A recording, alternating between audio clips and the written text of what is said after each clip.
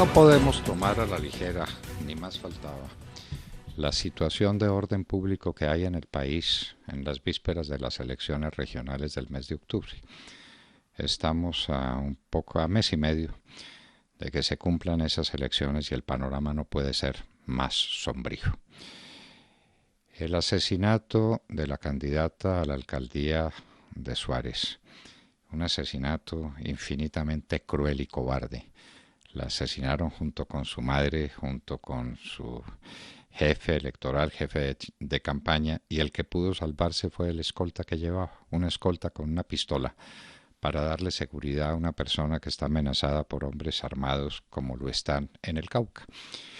Porque en el Cauca la situación es dramática. Ayer hablábamos con Vitona, un indígena que fue miembro del CRIC y que ha pasado su tiempo denunciando la manera como las directivas de esa organización indígena se aprovechan de todos los esfuerzos del gobierno y son presuntamente intermediarios entre el dinero y los medios que el gobierno pone a disposición de los indígenas para hacer desarrollo agrícola y económico en general, y se toman ese dinero y cometen todos los atropellos y las barbaridades contra quienes se oponen a esa corruptela infinita.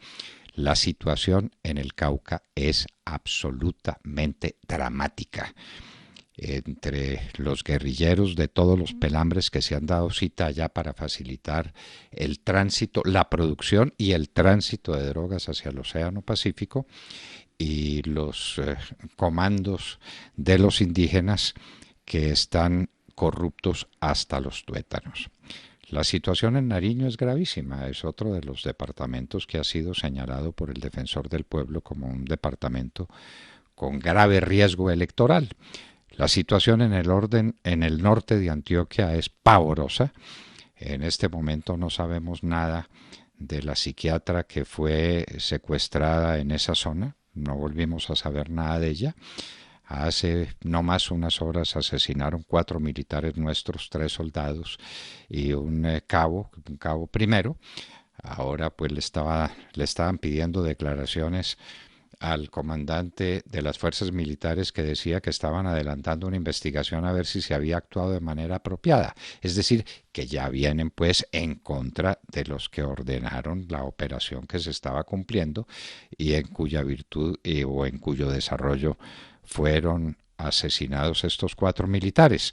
Esto no puede seguir siendo así, no puede seguir siendo así. El ejército hay que respaldarlo, y en una acción militar en algunas veces se tiene éxito y en otras no se tiene éxito, pero pues convertir cada acción militar en un proceso penal en contra de quienes han sido sus víctimas o quienes han dado las órdenes correspondientes no es una medida inteligente. Pero volvamos al tema. El país está incendiado por todos los costados. El departamento del Chocó está en una situación insufrible. No se volvió a saber nada del candidato a la alcaldía que fue secuestrado con 12 de sus acompañantes, ni una sola palabra, y quedó en el olvido. Candidato del Partido Liberal a una alcaldía en el Chocó, como era también candidata del Partido Liberal la señora que fue sacrificada de manera tan infame en el municipio, en una de las veredas del municipio de Suárez donde estaba haciendo campaña. Situación en Nariño gravísima. La situación en el Caquetá es dramática otra vez. Lo dice todos los días nuestro reportero en el sur del país. La situación en el Huila y la situación en el Caquetá, sobre todo, es de extrema gravedad. Porque ya volvieron, se destaparon, se quitaron la careta los que supuestamente estaban en paz y que nunca estuvieron en paz. Y a eso lo llaman las disidencias de las FARC. ¿Cuáles son las disidencias de las FARC? ¿Dónde está el grupo compacto de las FARC? ¿Dónde están los combatientes de las FARC? Están en el monte. ¿Qué se hicieron los que estaban en las zonas? En las zonas quedaron los amigos, los primos, las amantes y los hijos. Allá no quedó nada, no quedó nada. ¿Qué armas entregaron? No entregaron armas, unos fierros viejos que hizo incinerar oportunamente la ONU para que no se viera qué clase de armamento era el que supuestamente habían entregado las FARC. La situación es esa, enormemente delicada.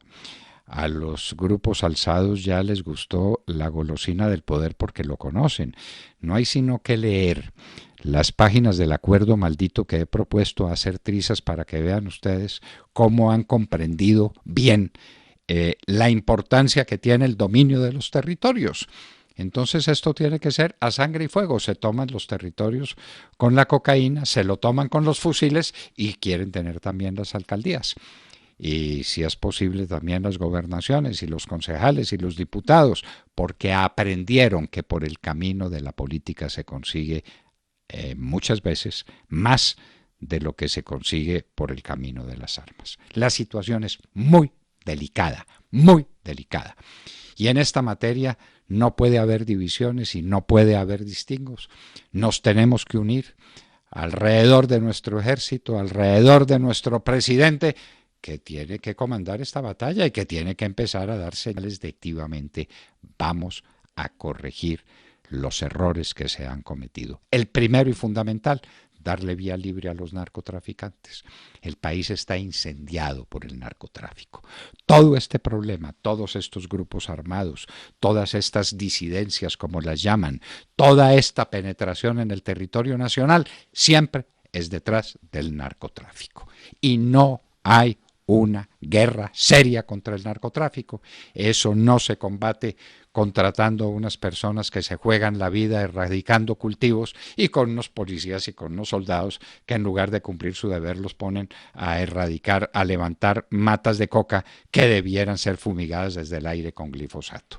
Pero no se toman los riesgos. Gobernar es asumir riesgos, los que sean necesarios. Y en esta materia, que es la supervivencia de la patria, no puede haber temores ni sometimientos a las decisiones estúpidas de unas cortes que resuelven manejar el problema como les da la gana y de un gobierno que se pliega, porque hay que tener cuidado. Hay que tener cautela. Las cosas no se pueden precipitar. Vamos a hacer más estudios sobre el glifosato. Y las cosas siguen y el país incendiado y estamos a puertas de unas elecciones que pueden ser las más sangrientas y las más controvertidas por la fuerza en la historia del país. Tuvimos una violencia pavorosa antes del Frente Nacional. Esa violencia había sido superada, nos quedaba la violencia de la guerrilla y del narcotráfico. Ahora, el narcotráfico y la guerrilla han entendido que el tema territorial es suficiente y se quieren tomar las alcaldías a través de las armas. Señores, la situación no puede ser más delicada ni más grave. El defensor del pueblo lo ha dicho, todo el mundo lo ha entendido, que el gobierno obre y que obre en contra de la fuente, del origen, del principio de toda esta inseguridad, de toda esta violencia que es el narcotráfico. Mientras eso no se comprenda y mientras no se actúe de acuerdo a lo que al tamaño de la amenaza o enfrente del tamaño de la amenaza que tenemos, estamos perdidos. El defensor del pueblo lo ha dicho. Es la tercera parte de los municipios del país la que está en riesgo y 78 de ellos en riesgo extremo.